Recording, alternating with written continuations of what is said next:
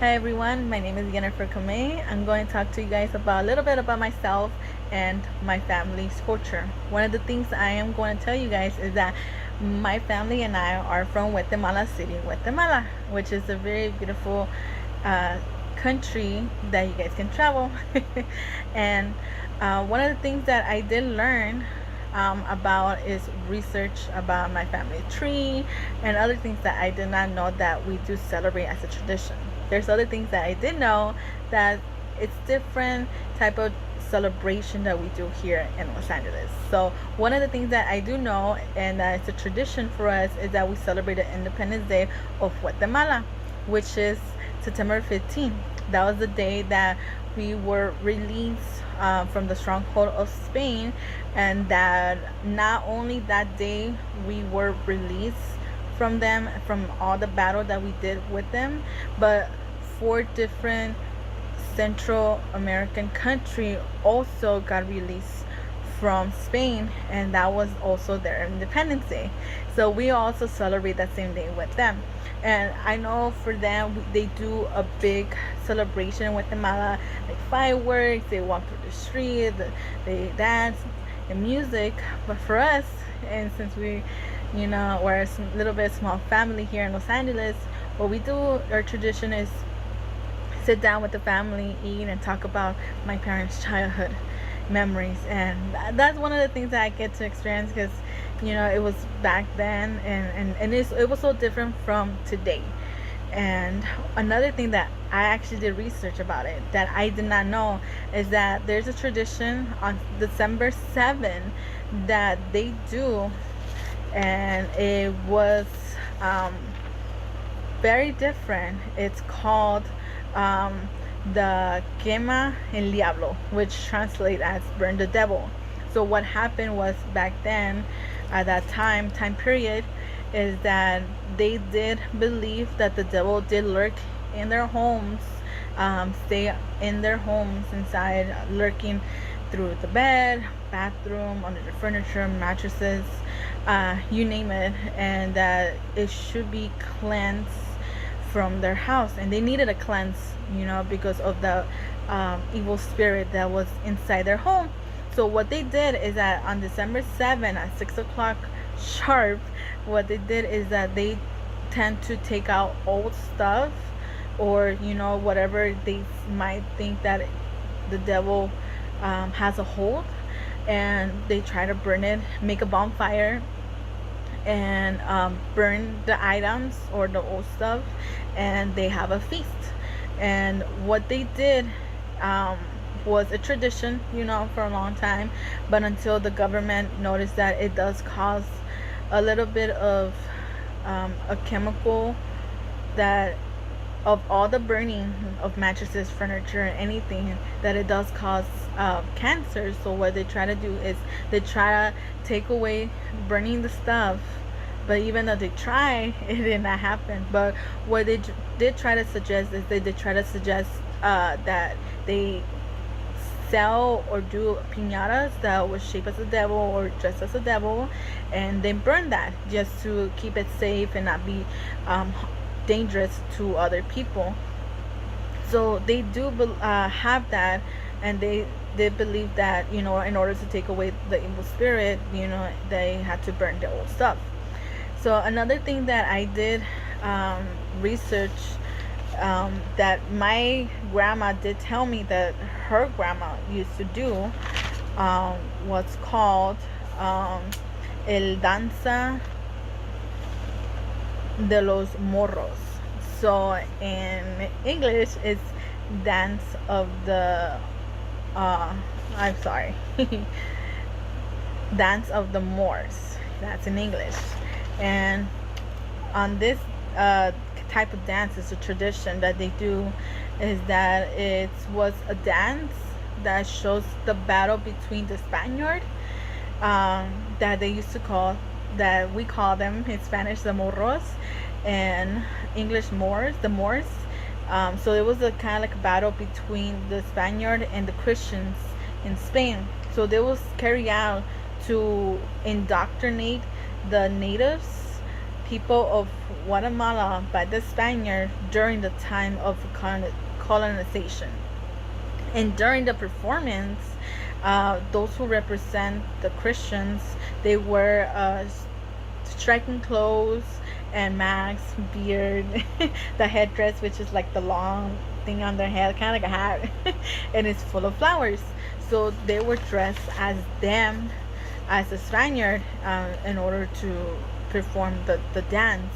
And the Moors, which is the Moros, they were dressed also as dark masks and tall headdresses that mimic turbans with canvas falling on their faces. So that was kind of like a tradition that they do, that in order to show how the Spaniard came to Guatemala and tried to indoctrinate their religion, their customized tradition in Guatemala.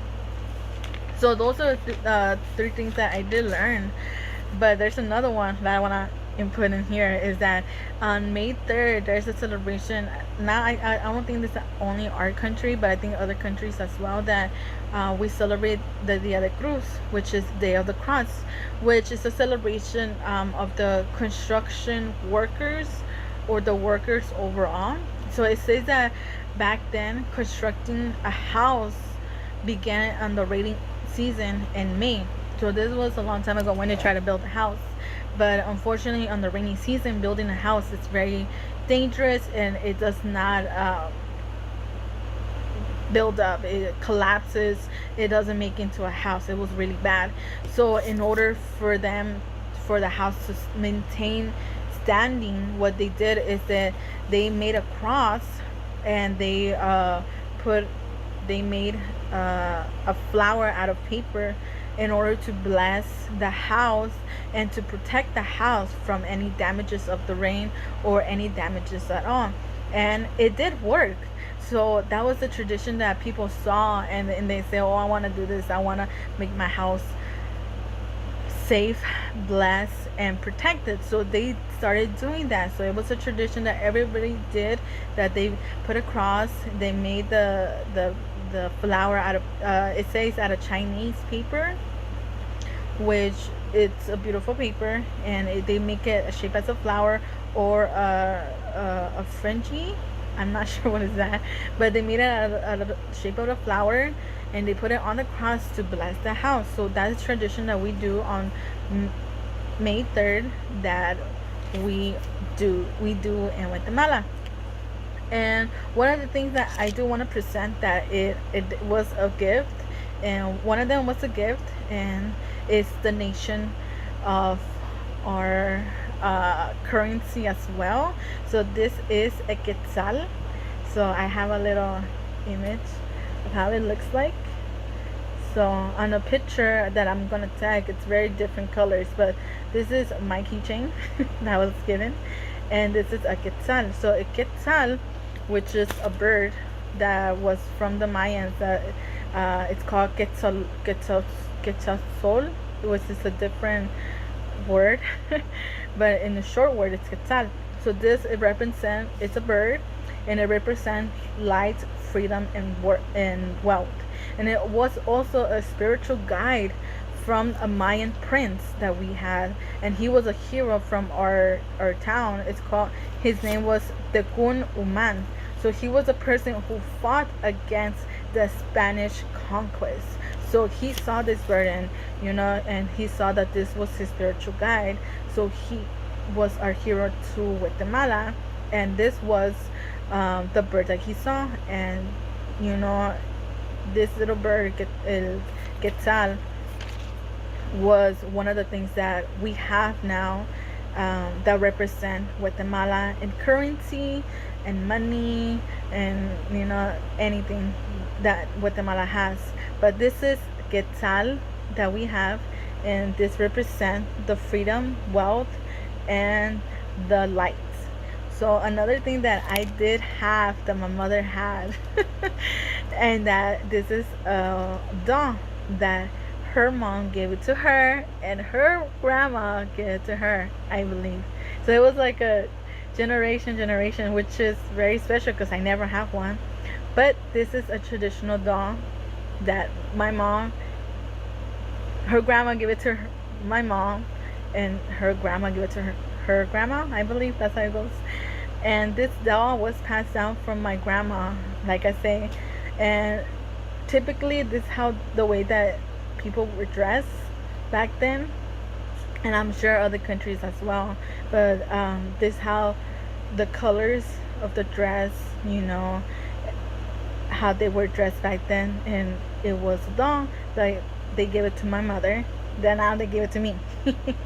So those are two things that I did find that I'm very fortunate to have.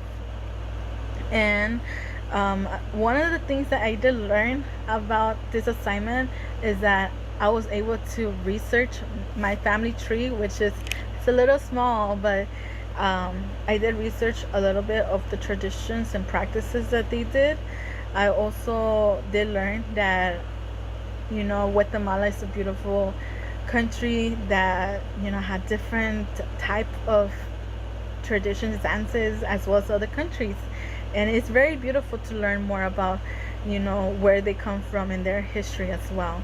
And one of the things that I did see this assignment that explained this course is that we were able to know our culture and not just be blinded for what they told us, but just actually learn from it, from either the person's mouth, or even do research, and get to know our ethnicity as well as other people ethnicity, where they come from, and learn and share that with others, and not typically be close-minded and biased. We like to share our culture, we like to share our traditions to others, and we able to be grateful with that.